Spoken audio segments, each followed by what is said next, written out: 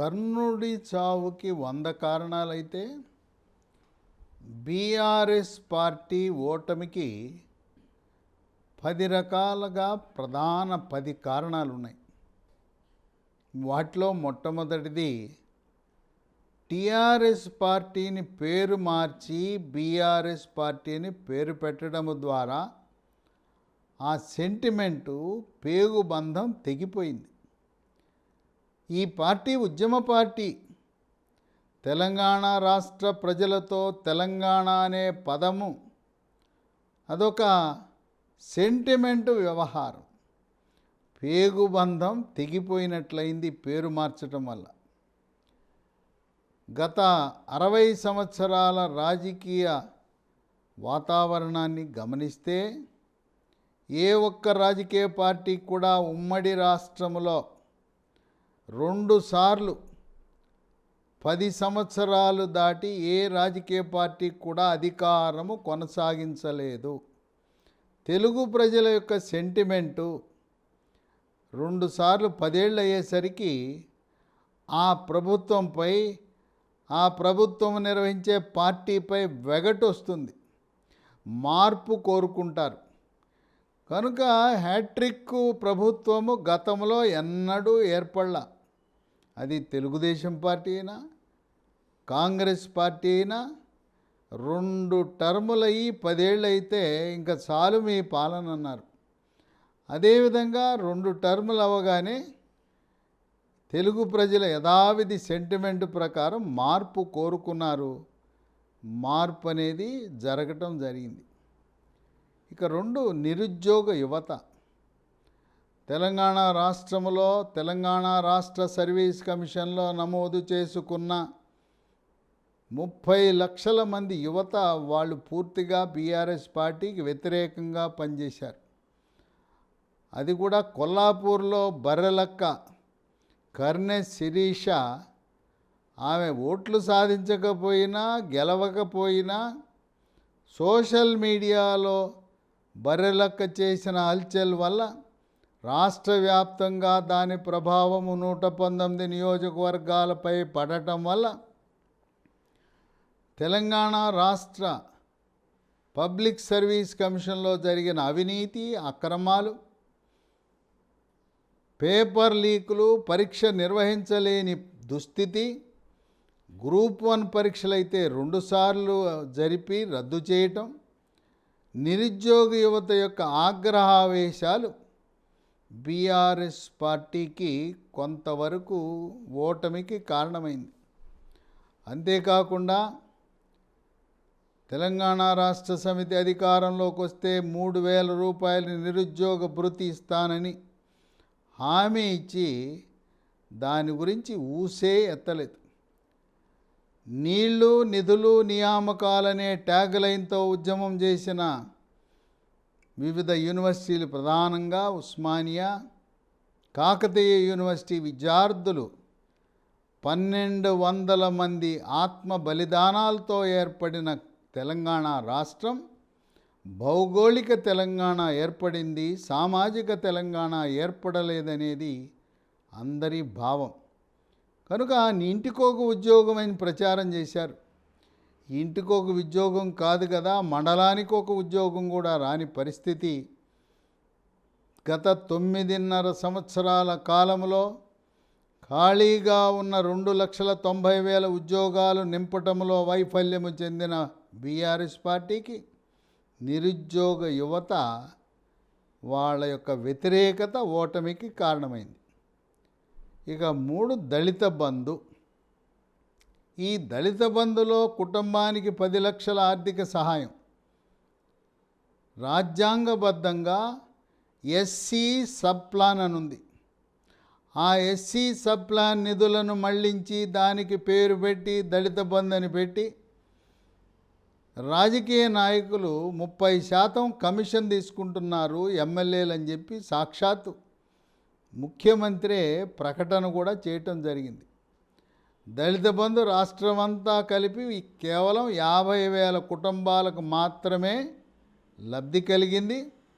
అది కూడా లంచం ఇచ్చిన వాళ్ళకే దళిత బంధు లభించింది. ఆ లంచం కూడా సొంత బీఆర్ఎస్ కార్యకర్తల దగ్గర కూడా లంచము తీసుకుని నాయకులు ఈ దళిత బంధుని కేటాయించారనే ఆరోపణలు ఉన్నాయి.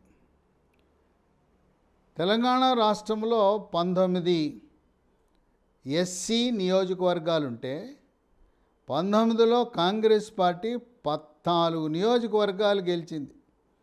అంటే దళిత బంధు ప్రవేశపెట్టిన 14 ఎస్సీ నియోజకవర్గాల్లో బీఆర్ఎస్ పార్టీ ఓటమి చెందిందంటే దళితులు పూర్తిగా వ్యతిరేకించారు. తెలంగాణ రాష్ట్రంలో గిరిజనులకు కేటాయించిన ఎస్టీ నియోజకవర్గాలు 12 ఉన్నాయి. 12లో గిరిజనులు ఎస్టీలు 9 నియోజకవర్గాల్లో కాంగ్రెస్ పార్టీ గెలవటం జరిగింది. అంటే ఎస్సీ ఎస్టీల్లో 14 అంటే 23 నియోజకవర్గాల్లో 31 నియోజకవర్గాలు ఎస్సీ ఎస్టీలకు ఉంటే 23 నియోజకవర్గాల్లో ఎస్సీ ఎస్టీ నియోజకవర్గాల్లో కాంగ్రెస్ పార్టీ గెలిచిందంటే దళిత బంధు ఎంత అస్తవ్యస్తంగా నిర్వహించబడిందో అర్థమవుతూ ఉంది. ఇక 4 డబుల్ బెడ్రూమ్లు ప్రచారానికే ఉపయోగపడింది. డబుల్ బెడ్రూమ్లు ఎక్కడున్నాయంటే కేవలం హరీష్ రావు నియోజకవర్గం సిద్దిపేట, ముఖ్యమంత్రి నియోజకవర్గం గజ్వేలు, కేటీఆర్ నియోజకవర్గం సిరిసిల్లలో మాత్రమే డబుల్ బెడ్రూమ్లు. ఇంకా ఎక్కడా కూడా అవి కేవలం ప్రచారాస్త్రం, ఊరించారు. డబుల్ బెడ్రూమ్ కేటాయింపులో కూడా బీఆర్ఎస్ నాయకులకు లంచం ఇవ్వకపోతే కేటాయింపు జరగలేదనే ఆరోపణలు ఉన్నాయి. ఇక 5 ఉద్యోగస్తులకు వాళ్ళకి జీతాలు ఇచ్చే పరిస్థితి లేదు. 1వ తారీఖుకి జీతం పొందటం అనేది ఉద్యోగుల యొక్క హక్కు. అలాంటి హక్కు ఈ రోజున ప్రభుత్వ ఉద్యోగులకు 7వ తారీఖు నుంచి ప్రారంభమై ఎప్పుడు వస్తుందో కూడా తెలవని పరిస్థితి. ఇక టీచర్ల పరిస్థితి అయోమయం, గందరగోళం. ప్రభుత్వ ఉద్యోగులకు జీతము సకాలములో 1వ తారీఖు ఇవ్వలేని పరిస్థితి. పైగా బీఆర్ఎస్ ప్రభుత్వం తెలంగాణ రాష్ట్రము ధనిక రాష్ట్రము, తలసరి ఆదాయం పెరిగింది, 1 ఎకరము అమ్మితే 100 కోట్లు వస్తాయి, ఇలా గొప్పలు చెప్పుకునే తెలంగాణ రాష్ట్ర ప్రభుత్వము ఉద్యోగస్తులకి 1వ తారీఖు జీతము ఇవ్వని కారణం వల్ల పూర్తిగా ఉద్యోగులందరూ కూడా బీఆర్ఎస్ పార్టీకి వ్యతిరేకించడం జరగటం అనేది సత్యం. ఇక 6 ధరణి అని పెట్టి ధరణి పోర్టల్ పెట్టి, ఇదేమి కేసీఆర్ కనుగొన్న కొత్త విధానం ఏం కాదు. కేంద్ర ప్రభుత్వము ప్రవేశపెట్టిన పథకం. రాష్ట్రాల్లో ఉండే భూములను సర్వే చేయటం, కంప్యూటరీకరణ, డిజిటలైజేషన్ చేయటం అనేది కేంద్ర ప్రభుత్వ పథకం. ధరణి అని చెప్పి ఆ ధరణి పెట్టి గ్రామాలలో ఉండే విఆర్ఓ, విఆర్ఏ వ్యవస్థను రద్దు చేయటం. ఇక ఆర్డీఓలు కూడా అవసరం లేదు. ఈ తెలంగాణ పబ్లిక్ సర్వీస్ కమిషన్లో ఇక మీదట డిప్యూటీ కలెక్టర్లు, ఆర్డీఓ పోస్టులకి ప్రకటనలు కూడా విడుదల కావని చెప్పి పుకార్లు పుట్టినాయి.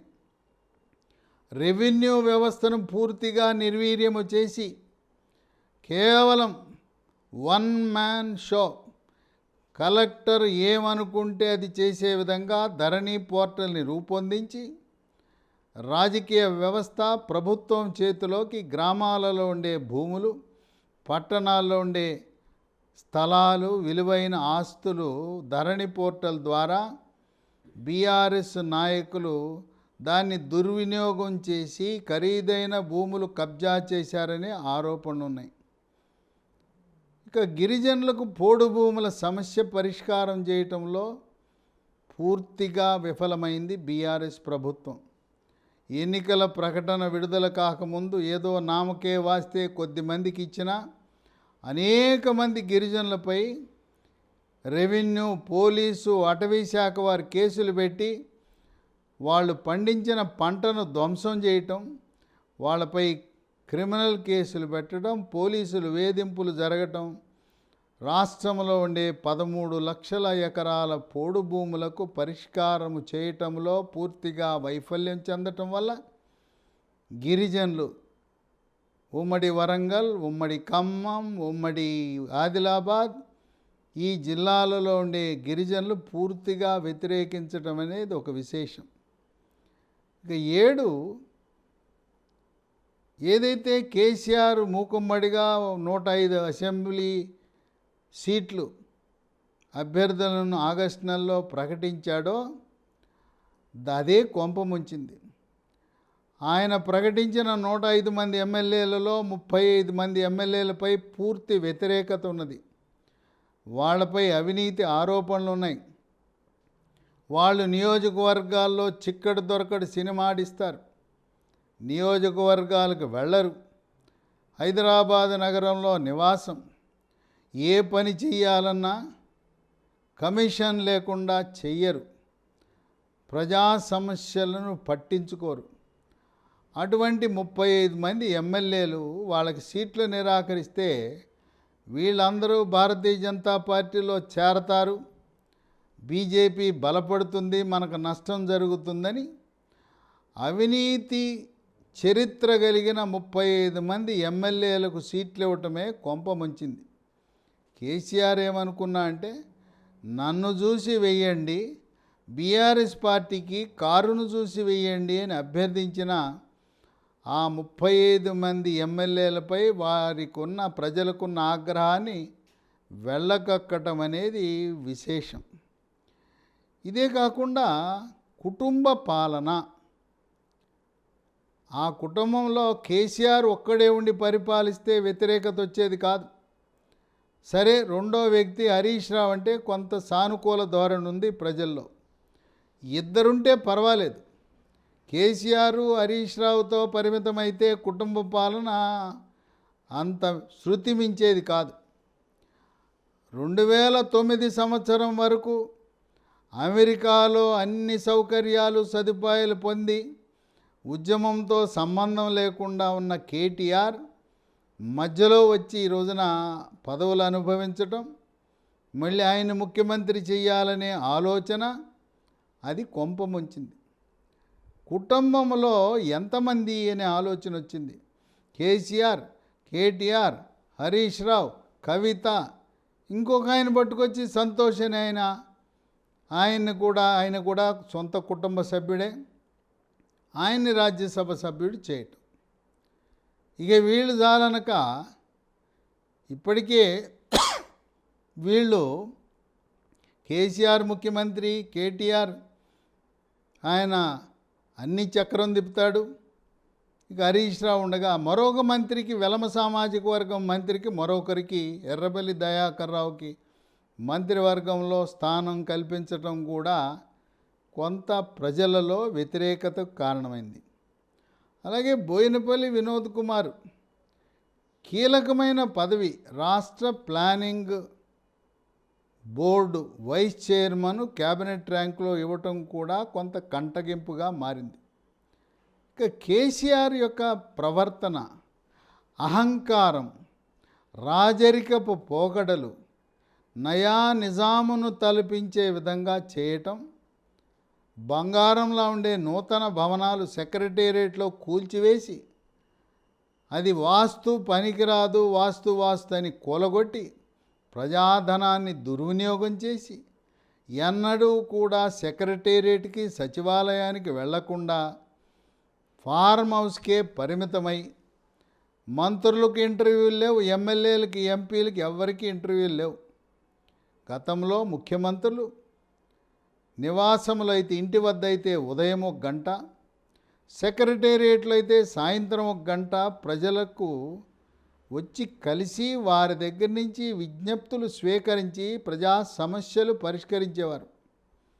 కేసీఆర్ మంత్రులు, రాజకీయ పార్టీలు, ప్రతిపక్ష పార్టీలు ఎవ్వరిని కూడా లెక్క చేయకుండా ఒక నియంత పాలన కొనసాగించాడనే విమర్శలు ఉన్నాయి.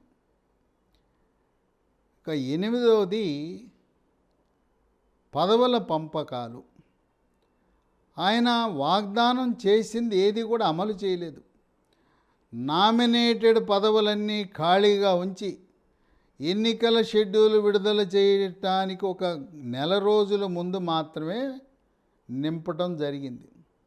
అనేక మంది వివిధ పార్టీల నాయకులను పార్టీలో చేర్చుకుని కండవా కప్పి వాళ్ళను చెట్టు కట్టేసిన విధంగా వాళ్ళని పార్టీలో చేర్చుకుని కదలకుండా మెదలకుండా చేసి వాళ్ళకి ఇస్తానన్న పదవులు ఇవ్వకపోవటం కూడా పార్టీలో వ్యతిరేకత వచ్చింది.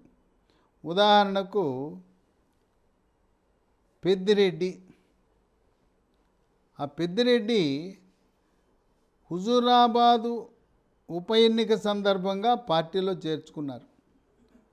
అట్లాగే దళిత బంధు ప్రవేశపెట్టినప్పుడు మోత్కుపల్లి నరసింహుల్ని చేర్చుకున్నారు. అలాగే నిజామాబాదు కవిత ఎన్నిక సందర్భంగా మండవ వెంకటేశ్వరరావుని చేర్చుకున్నారు.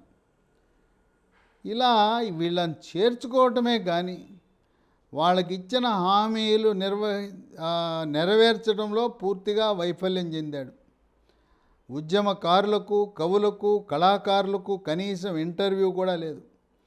గంటల తరబడి కేసీఆర్తో కలిపి గడిపిన వారికి గత 9.5 సంవత్సరాలలో ఆయన కలిసే భాగ్యమే దొరకలేదంటే ఏ స్థాయికి కేసీఆర్ అహంభావం పెరిగిందో చూడమని చెప్పి కొంతమంది వాళ్ళు ప్రజల్లో మాట్లాడటం కూడా బీఆర్ఎస్ పార్టీకి వ్యతిరేక పవనాలు వీస్తున్నాయి. ఇక 9 ఎన్నికల ముందు ఎన్నికల నామినేషన్ జరుగుతున్న సమయంలో కాళేశ్వరం ప్రాజెక్టులో భాగమైన మేడిగడ్డ బ్యారేజీ కుంగిపోవటం, అలాగే కేంద్ర ప్రభుత్వము నియమించిన ఈ డ్యాము భద్రత గురించిన నిపుణుల కమిటీ లోపాలను పత్రికాముఖంగా వెలువరించటము ద్వారా కాళేశ్వరం ప్రాజెక్టులో అవినీతి జరిగిందని తెలంగాణ రాష్ట్ర ప్రజలు బలంగా నమ్మటం వల్ల ముఖ్యంగా రైతులు, కౌలు రైతులు, గ్రామీణ వాసులు, విద్యాధికులు, మేధావులు కూడా ఇంతవరకు ప్రపంచంలో ఏ ప్రాజెక్టు కూడా కట్టిన 3 సంవత్సరాలలో కుంగిపోవటం అనేది జరగబోదు. నాణ్యతా లోపం వల్ల, అవినీతి వల్ల మేడిగడ్డ ప్రాజెక్టు పనికి రాకుండా పోయింది, కుంగిపోయిందనే భావన కూడా టీఆర్ఎస్ ఓటమికి కారణమైంది. ఇక 10 ఎస్సీ వర్గీకరణ.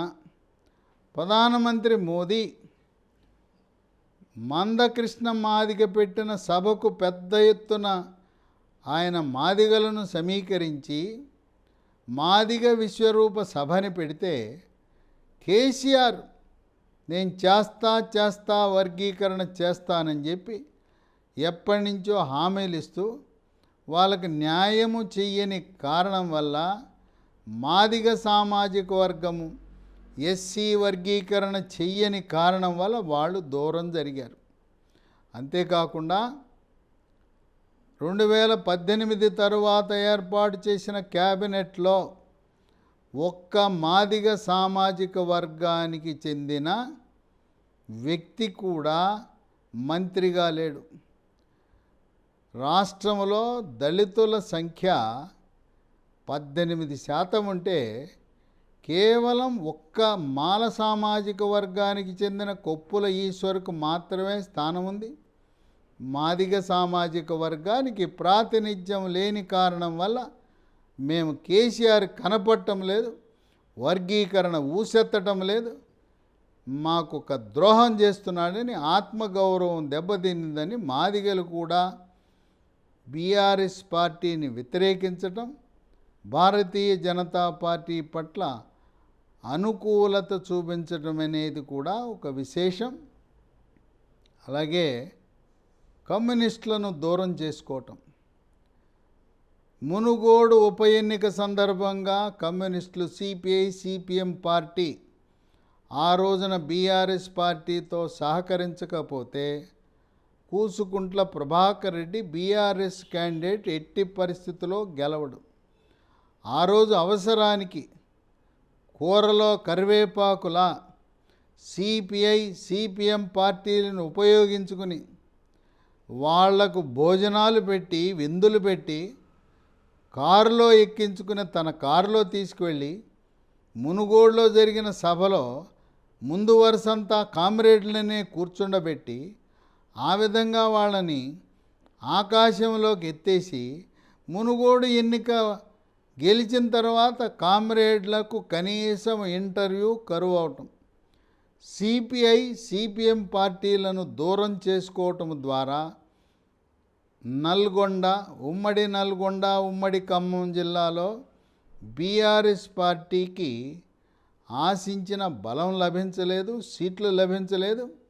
ఉమ్మడి ఖమ్మంలో ఒకే సీటు, ఉమ్మడి నల్గొండలో ఒక్క సీటుకే పరిమితం అవటం. ఆ మునుగోడు ఉప ఎన్నిక తరువాత కామ్రేడ్లతో కలిసి ప్రయాణము చేసి వాళ్లతో పొత్తు పెట్టుకుంటే కొంతవరకు బీఆర్ఎస్ పార్టీకి ప్రయోజనము లభించేది అనే ఆలోచన ఉన్నది. ఏది ఏమైనా ప్రజలు కుటుంబ పాలనను వ్యతిరేకిస్తున్నారు, అవినీతి అరాచకాన్ని వ్యతిరేకిస్తున్నారు. హైదరాబాద్ నగరంలో ఉండే అన్ని రియల్ ఎస్టేట్ సంస్థలు కూడా కేసీఆర్ కుటుంబానికి బినామీ సంస్థలనే అభిప్రాయం ప్రజల్లో ఉంది. ఇక కవిత లిక్కర్ కుంభకోణం వ్యవహారం, ఆమె అవినీతికి పాల్పడినదని ఆధారాలున్నా భారతీయ జనతా పార్టీ ఢిల్లీలో ఉండే కేజ్రీవాల్ ప్రభుత్వం, ఆమ్ ఆద్మీ పార్టీ ఢిల్లీ ప్రభుత్వ ఉప ముఖ్యమంత్రిని జైల్లో పెట్టినప్పుడు కవితను ఎందుకు అరెస్టు చేయలేదు అనేది కొంతవరకు బీఆర్ఎస్ పార్టీకి ఎలాగో నష్టం జరిగింది. కవిత యొక్క లిక్కర్ కుంభకోణం వ్యవహారం, ఆమెను అరెస్టు చేయకపోవటం అనే అంశము కూడా దాని ప్రభావము కొంతవరకు భారతీయ జనతా పార్టీ గెలుపు అవకాశాలను కూడా దెబ్బతీసినాయి అనేది నిజం. చాలామంది కవితను అరెస్టు చేస్తారు, రేపో మాపో అరెస్టు చేస్తారని భావించిన సమయంలో ఆమె అరెస్టు కాకపోవటం వల్ల లోపాయికారిగా భారతీయ జనతా పార్టీ బీఆర్ఎస్ పార్టీకి ఏదో రహస్య ఒప్పందం ఉన్నదని, ఇదంతా కూడా గల్లీలో కుస్తీ ఢిల్లీలో దోస్తీ అనే వ్యవహారముగా కాంగ్రెస్ పార్టీ అభివర్ణించటం వల్ల కవితను అరెస్టు చేయకపోవటం వల్ల భారతీయ జనతా పార్టీకి కొంత నష్టం జరిగిందనే విషయం కొంతమంది విశ్లేషకులు ప్రజలు భావిస్తున్నారు. ఏది ఏమైనా తెలుగు ప్రజలు 2 టర్ములు దాటి ఏ ప్రభుత్వాన్ని కూడా ఆదరించరు అనేది అక్షర సత్యం. ఇప్పుడు కూడా కాంగ్రెస్ పార్టీ యొక్క మెజారిటీ బొటాబొటిగా వచ్చింది, కేవలం 65 సీట్లకే పరిమితం. గతంలో మర్రి చెన్నారెడ్డి 2 సార్లు ముఖ్యమంత్రి అయినప్పుడు, వైఎస్ రాజశేఖర రెడ్డి 2 సార్లు ముఖ్యమంత్రి అయినప్పుడు తెలంగాణ రాష్ట్రంలో ఎన్నడూ కూడా 50% సీట్లు దాటి రాలేదు. మొట్టమొదటిసారిగా 50% అంకె దాటినా ఇది వాళ్లకు స్థిరమైన ప్రభుత్వాన్ని ఏర్పాటు చేయటానికి అంతగా దోహదపడదు. కనుక కాంగ్రెస్ పార్టీ వాళ్ళ యొక్క మేనిఫెస్టో ఎన్నికల ప్రణాళిక కంటే కూడా కేసీఆర్ను గద్దె దింపాలి, అహంభావి అయిన కేసీఆర్ ఉండకూడదు అనే కవులు, కళాకారులు, ఉద్యమకారులు అందరూ కూడా ముక్తకంఠంతో పనిచేయటం వల్ల ఇది ప్రభుత్వ వ్యతిరేక పవనాల వల్ల ప్రత్యామ్నాయంగా కాంగ్రెస్ పార్టీని ఎంపిక చేశారు. ఆ కాంగ్రెస్ పార్టీ అంటే కలహాల కుంపటి, వెన్నుపోట్లు. వేచి చూడాలి వాళ్ళ యొక్క ప్రవర్తన ఏమైనా మారుతుందా, లేదు ఎప్పటి వలనే మేము మారం, మా నైజం ఇంతే, మా స్వభావం ఇంతే, ఎవరు ముఖ్యమంత్రి అయినా మేము వాళ్ళపై నిత్య అసమ్మతి కొనసాగిస్తామనే ధోరణి కొనసాగితే కాంగ్రెస్ పార్టీ ప్రభుత్వానికి గడ్డు కాలమే. ఇప్పుడైనా కేసీఆర్ మారాలి, ప్రజలతో కలవాలి, ప్రజాప్రతినిధుల్ని గౌరవించాలి. అలాగే ఈ కుటుంబంలో అందరికీ ఉద్యోగాలు కాదు, కుటుంబంలో ముఖ్యమంత్రి ఉండగా కొడుకు, మేనలుడు, కూతురైతే నిజామాబాద్ ఎంపీగా ఓడిన తర్వాత మళ్ళీ ఎమ్మెల్సీ ఉద్యోగం అయినా సంతోష్ ఆయనకి ఎందుకు అని ఈ ధోరణి మారాలి. బీజేపీ పార్టీ బీసీ ముఖ్యమంత్రిని చేస్తామంటే మరి దొరల పాలన ఎంతకాలం అనే నినాదాన్ని ప్రాచుర్యంలోకి తెచ్చింది కాంగ్రెస్ పార్టీ. అందువల్ల జనాభా నిష్పత్తి ప్రకారం కేసీఆర్ ఒక్కడే ముఖ్యమంత్రిగా కొనసాగి హరీష్ రావు కూడా ఉన్నా ఎటువంటి వ్యతిరేకత వచ్చేది కాదు. కేటీఆర్, కవిత, సంతోష్ వీరందరి ప్రమేయం వల్ల, కుటుంబ పాలన వల్లనే బీఆర్ఎస్ పార్టీ ఓటమి చెందిందని విశ్లేషకులు భావిస్తున్నారు.